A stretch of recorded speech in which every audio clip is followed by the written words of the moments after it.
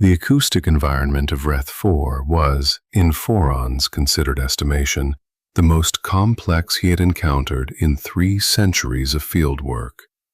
His 4 ears, arranged in the Velassari's characteristic symmetrical ring, providing the 360-degree sound reception that had made his species the galaxy's master linguists, were receiving data simultaneously from every quadrant of the landing zone, and every quadrant was extraordinary.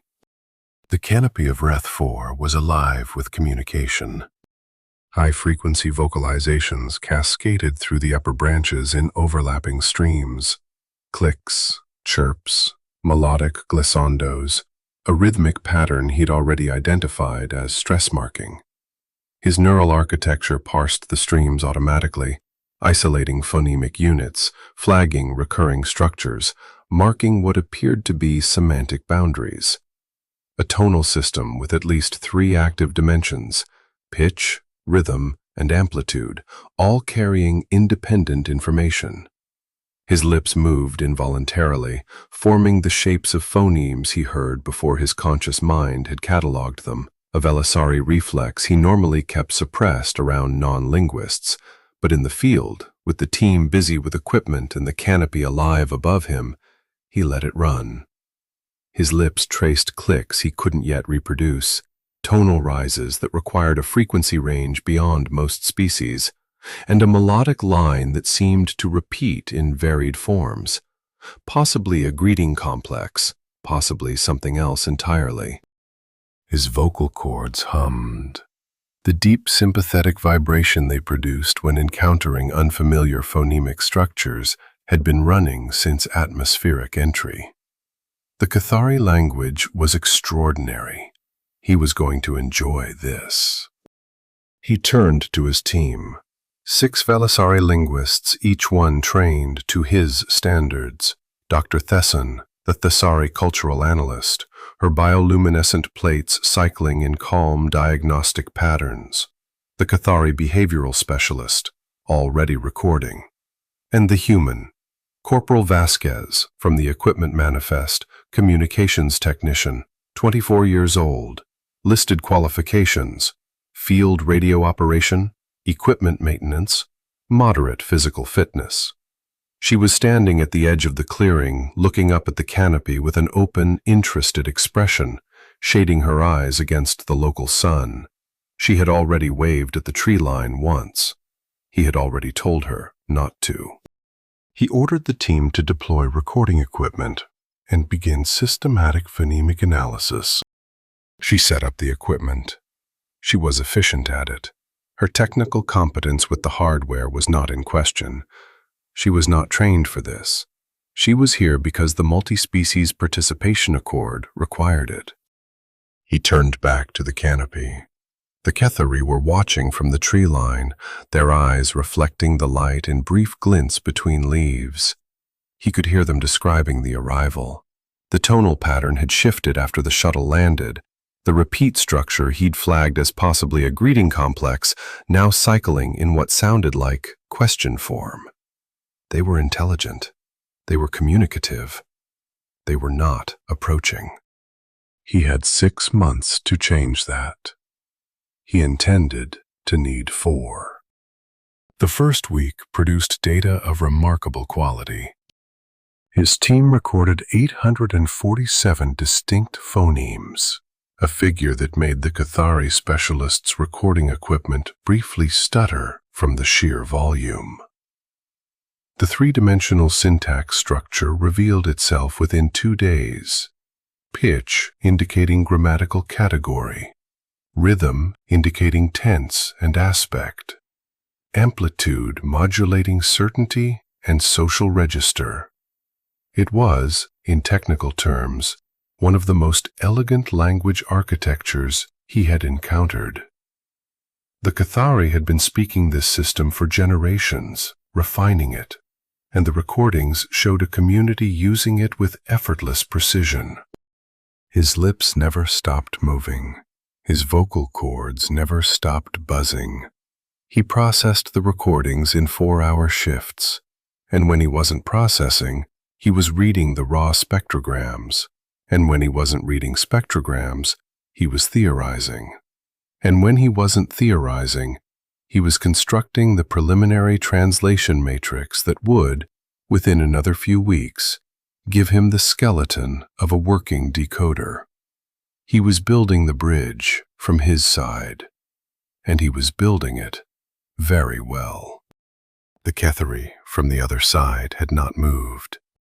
He adjusted variables: distance, closer, then farther, posture, the approved non-threatening configurations tested in sequence, time of day, morning contact attempts, afternoon, dusk.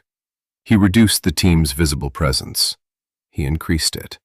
He tried silence, and he tried controlled acoustic signals. He referenced the approved protocol documents for analogous contact scenarios. Nothing worked. The Kethari watched from the canopy with their dark, observant eyes, and they did not approach. On day 7, Thesson found him reviewing the contact attempt logs for the 4th time and said, "The approach pattern register is matching something." He said, "Matching what?" She said, "There's a predator species that visited this planet 63 years ago. The records are fragmentary. The Kethari don't have writing, so it's in their oral archive, which we can't access yet. But the behavioral profile suggests a previous contact with a species that behaved in an organized, systematic, formally structured way. It wasn't a good contact." She paused. Formality may be their threat signal. He processed this for longer than it should have taken. Then he said, "Our entire protocol is formal." She said, "Yes." He sat with that for a moment. He looked at his protocol documents. He looked at 847 phonemes, a 3-dimensional syntax map, and a Kethari community that had not taken one step toward him in 7 days. He did not have an immediate solution. He returned to the translation matrix. He did not have an immediate solution. He returned to the translation matrix. He spent that evening reviewing the predator contact hypothesis. The evidence was thin but not dismissible. The oral archive fragments that Thesson had reconstructed from recordings showed a recurring descriptor for the previous visitors, a cluster of phonemes he hadn't yet fully decoded, but which appeared in context with words he'd provisionally translated as rigid, watching, and the kind that does not speak first. The Kethari's language had a category for beings that observed without participating. He had been building an extremely detailed example of one. He adjusted his approach the following morning. He instructed the team to adopt less structured movement patterns near the equipment station. He asked them to reduce eye-line contact with the tree line. He reviewed 17 papers on non-confrontational first contact posturing and implemented their recommendations in sequence. He even, with some difficulty, sat on the ground for 40 minutes at the edge of the clearing, not because he found it productive, but because the protocol modification required it. The Kethari watched from the canopy. They did not approach. Day 8 began with clouds.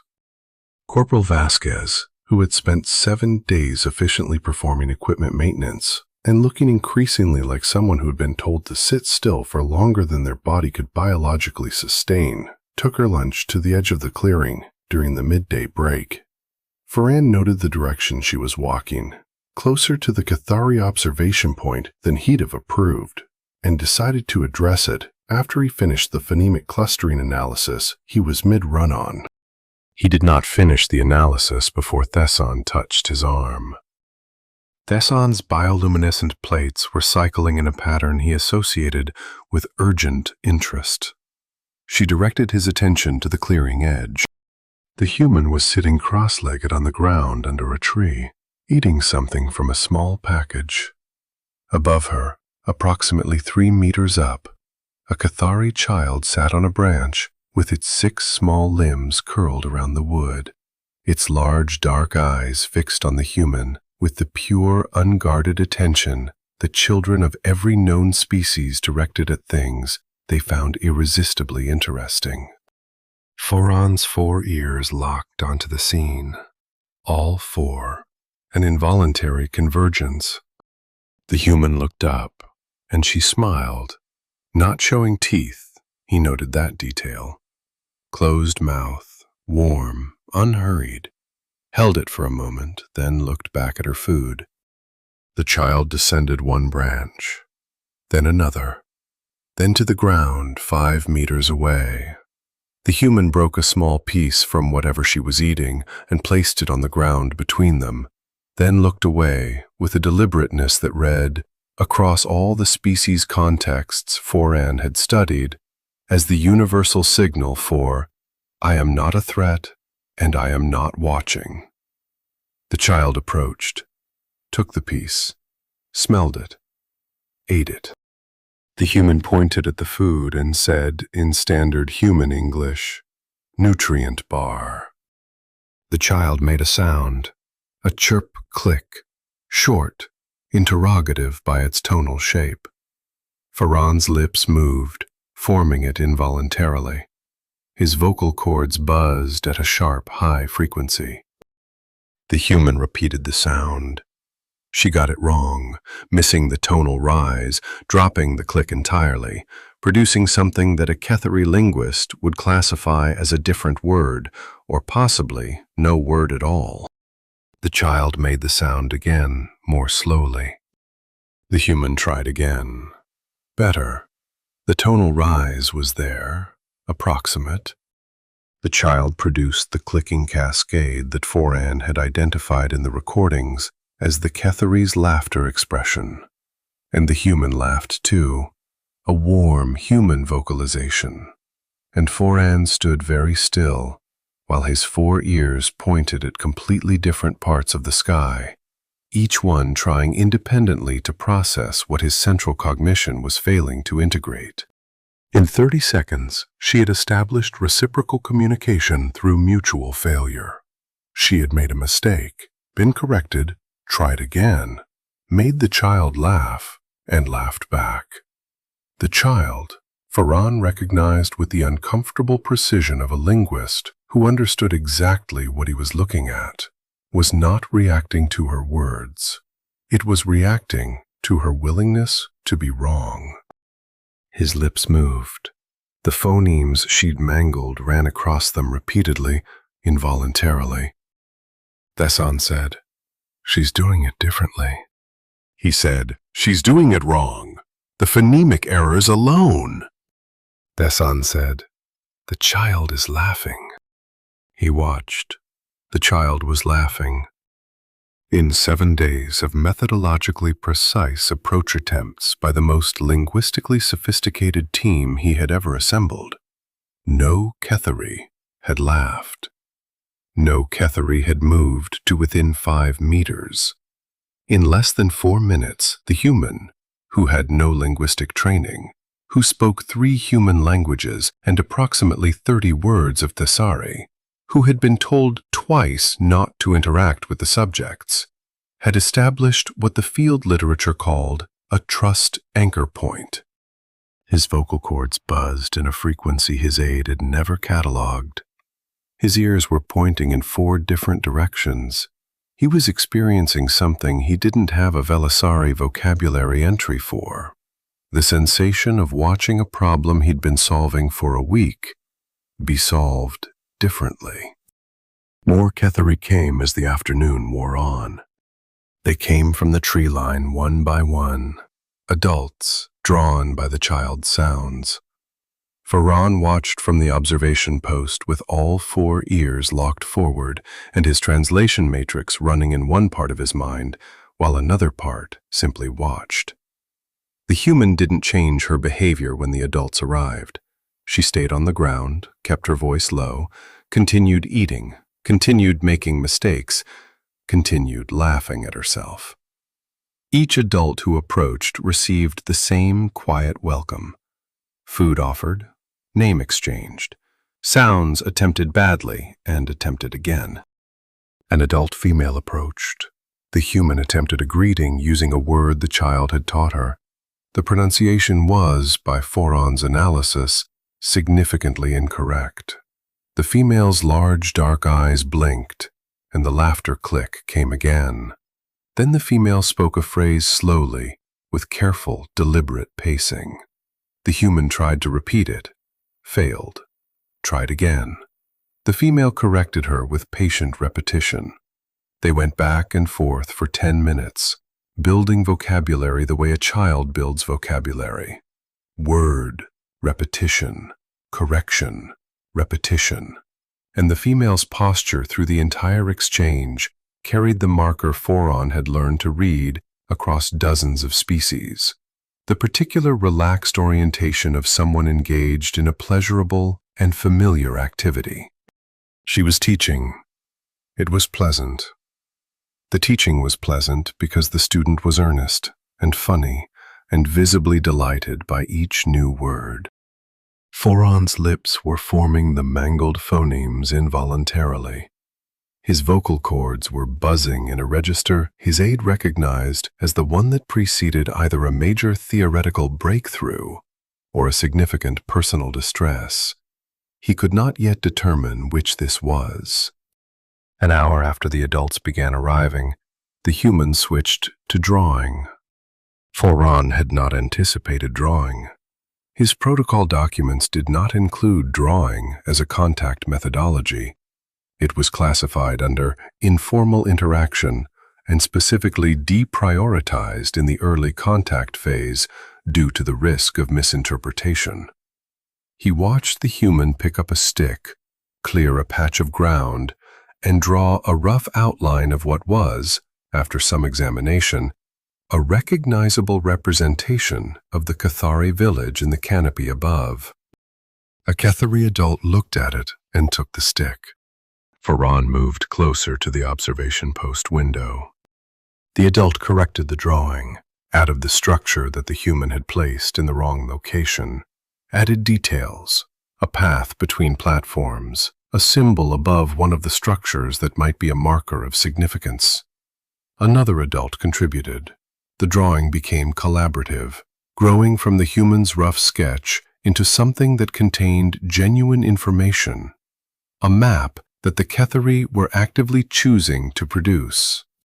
And the human was asking questions. Not in the Kethari language. She had perhaps 40 nouns and a fragmentary sense of what constituted a verb. She was asking in gesture, in posture, in the direction of her gaze. She pointed at the symbol above the structure. She made a questioning expression. An adult responded. She didn't understand. She shrugged in a gesture of honest incomprehension and smiled. The adult tried again, with a gesture. She tried to mirror the gesture. She got it wrong. 2 adults found this so amusing they had to sit down. He watched her mime sleeping. She lay down on the ground, closed her eyes, and produced a human imitation of deep sleep. A slow, exaggerated breath, the small snoring sound humans apparently made, an expression of theatrical unconsciousness. The Kethari response was immediate and explosive. The laughter clicks came from every individual present. 3 adults had to hold each other upright, and the child she'd first spoken to was producing sounds that translated as something between crying and laughing.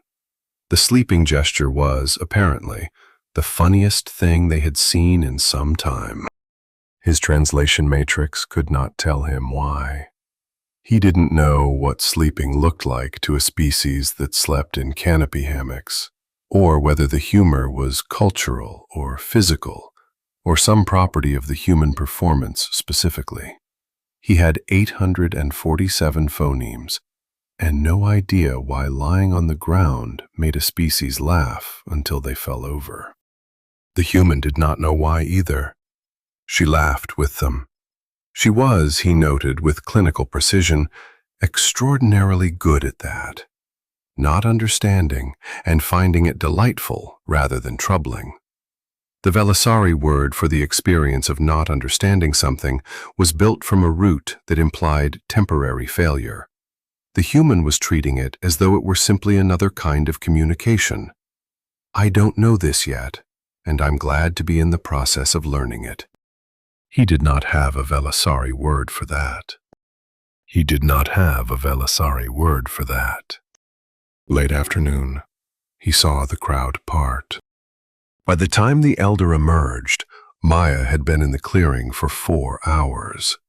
She was, by Phoraan's count, on her 3rd piece of food shared, her 42nd attempted Kethari word, and her 7th game, if game was the right concept, with the children, who had collectively decided she was the most entertaining thing that had happened in the territory in recent memory.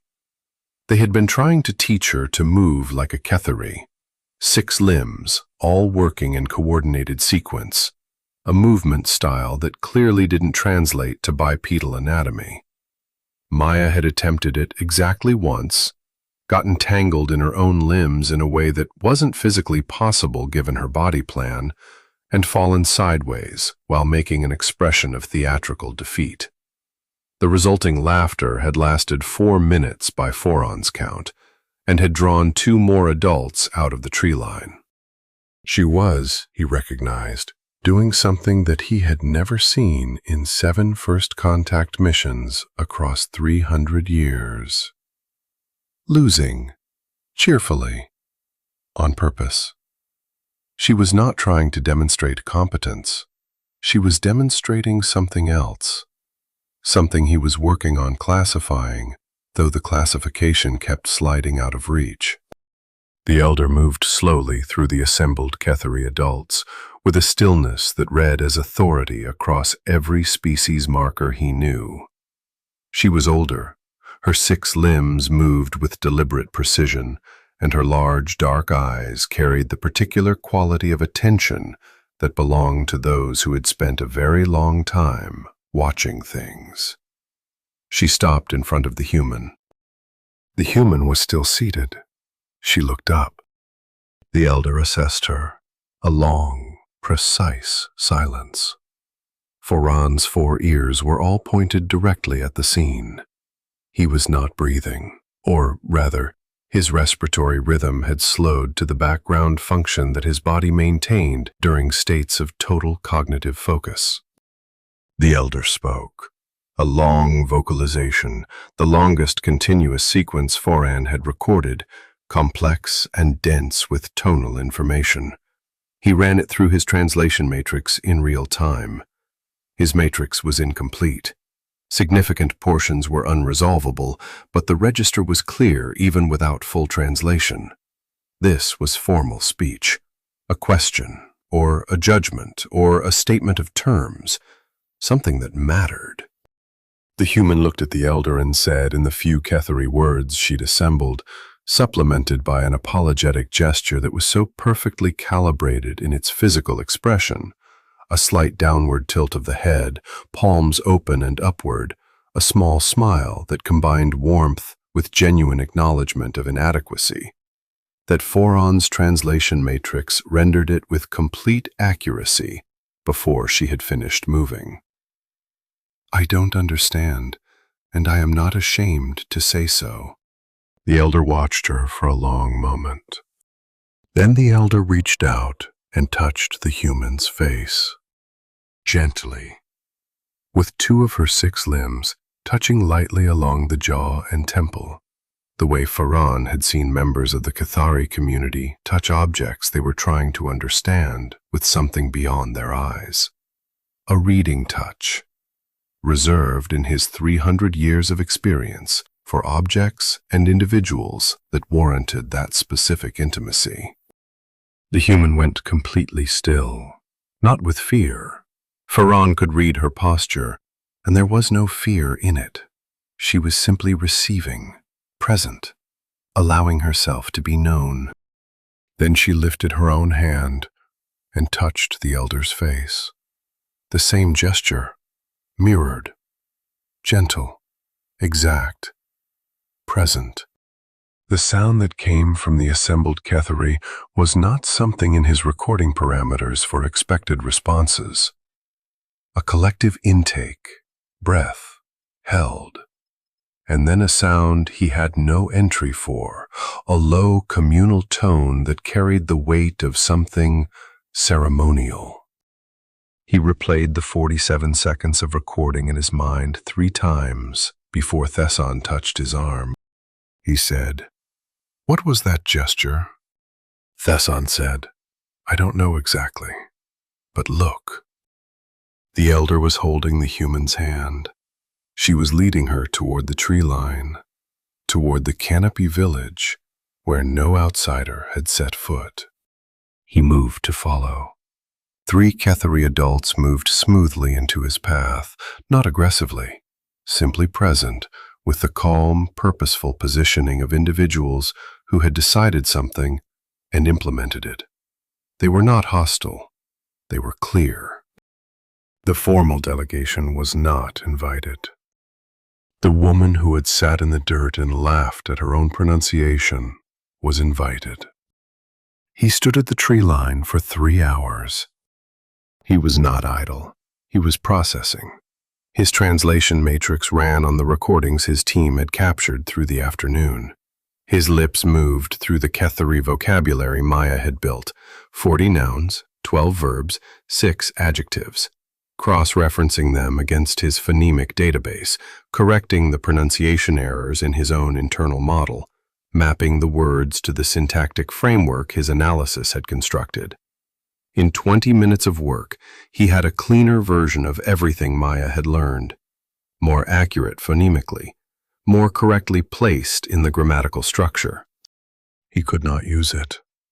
He had no one to use it with.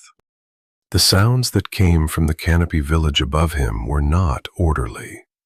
They were layered.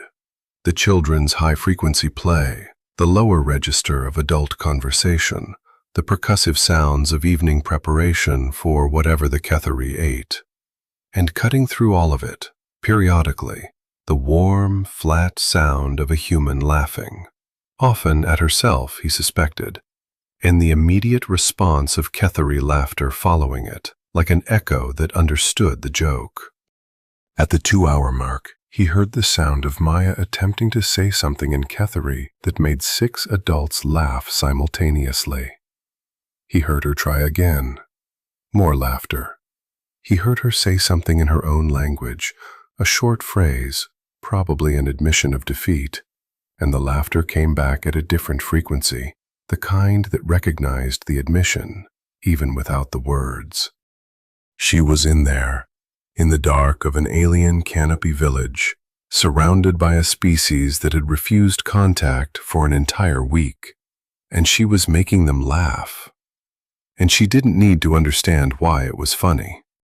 His vocal cords buzzed very quietly. He sat down on a root and thought about language. His lips moved, his vocal cords buzzed. He reviewed the day's contact log in exhaustive detail, and somewhere around the 2nd hour, he stopped reviewing the day's contact log and simply stood, listening to the canopy, trying to identify the new acoustic material that was coming from the village. Laughter again, and the sound of the human trying and failing at something, and more laughter. He thought about 847 phonemes. He thought about a woman lying on the ground pretending to sleep.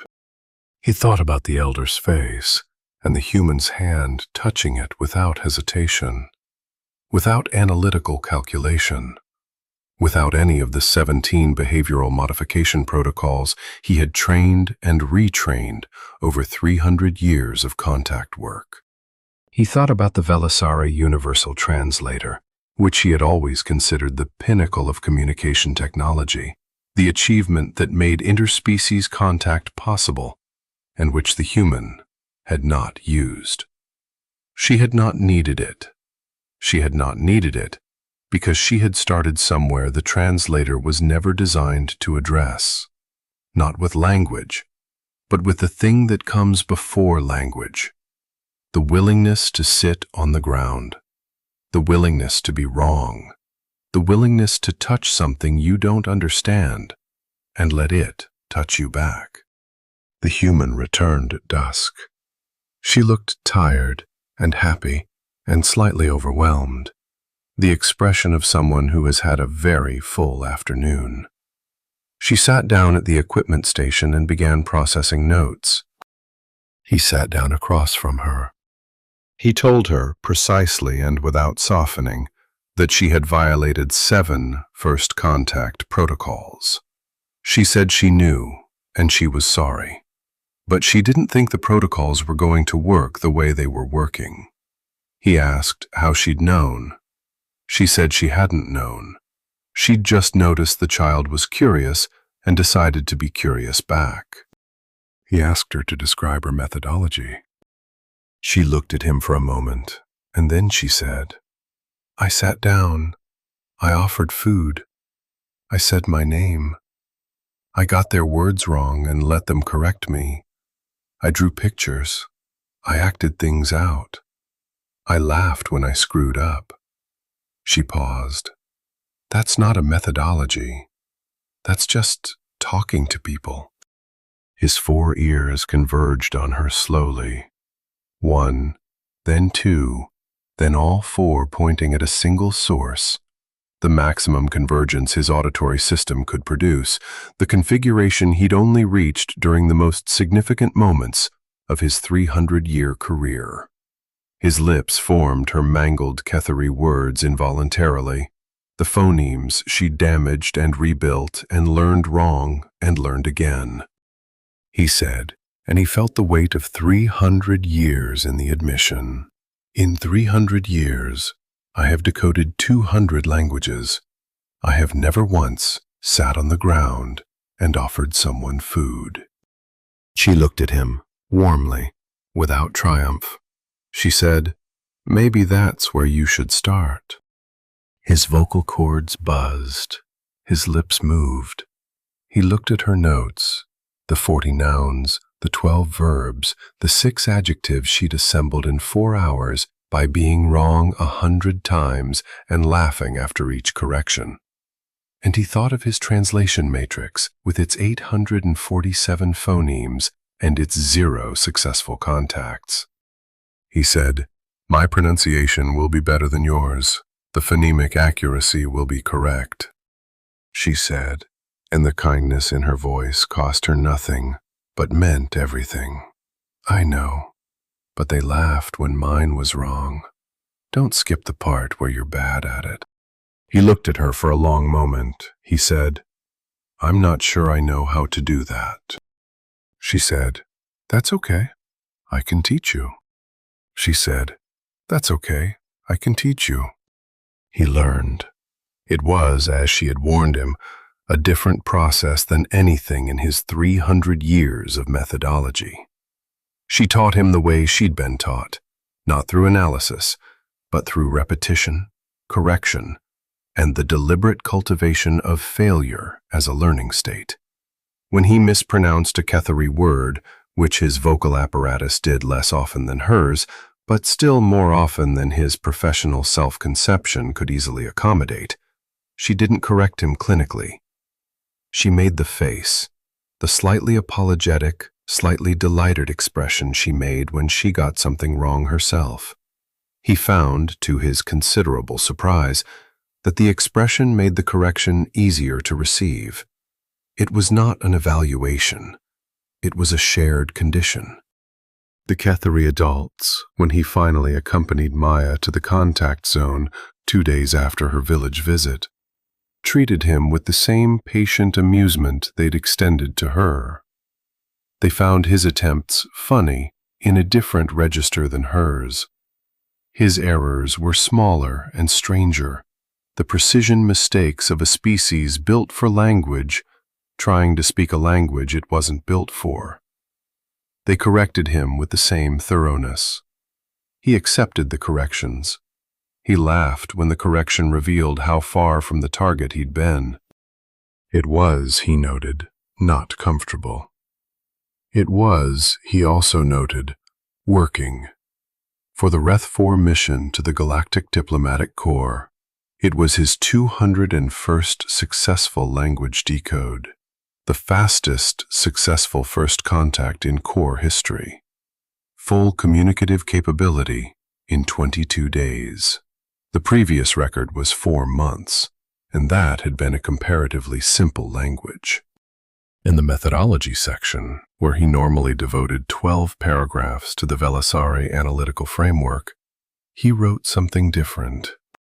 He wrote that the Velassari approach to first contact communication had always prioritized the language, the sounds, the structure, the grammar, the architecture that carried meaning between species. He wrote that this approach was correct and incomplete. He wrote that it was correct because language was real and structure was real, and the analytical work his team had done provided the framework without which 3 weeks would have been 3 months. He wrote that it was incomplete because language was not the beginning of communication. It was the end. Communication begins with presence, with the willingness to be seen, to sit on the ground where another being can see you and offer them something and let them read you. Communication begins with vulnerability, the willingness to be wrong, to be corrected, to have the correction feel like a gift, because the correction means the other person is engaged. Communication begins before the first correctly pronounced phoneme, before the first matched grammar structure, in the space where 2 beings look at each other and decide, without language, whether they are safe. He wrote, Corporal Vasquez has no linguistic training. She cannot identify a phonemic boundary. She cannot construct a syntactic model. She cannot distinguish a morphological variant from a dialectal shift. She can, however, make a child laugh, earn an elder's trust, and build a vocabulary through the radical methodology of trying, failing, and trying again with a smile. I have spent 300 years perfecting the science of language. She reminded me of its purpose. His final line. The Velassari invented the Universal Translator. Corporal Vasquez doesn't need one. I am not sure which achievement is greater. He attached a formal recommendation that all future first contact teams include a human representative, not for their linguistic skills, but for their facility with the thing that precedes language, the quality that made language worth learning in the first place. He sat for a long time after submitting the report.